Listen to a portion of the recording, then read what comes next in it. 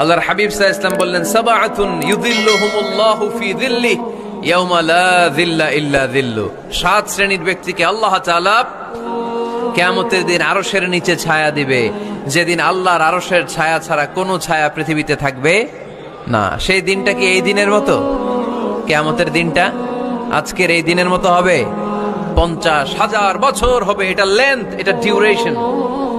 কাআন সাফসাফা লা তারা ফিহা ইওয়াজা ওয়ালা আমতা, লেভেল প্লেইং ফিল্ড, তামার জমিন। একটু কল্পনা করেন তো ওই দিনটা কত ভয়ঙ্কর।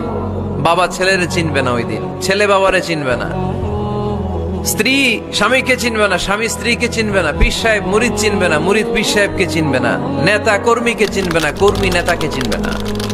হায় হায়, ইয়া নাফসি বলে কাঁদবে। সূর্যটা মাথার কাছে চলে আসবে, সূর্যের তাপে মাথার মগজগুলো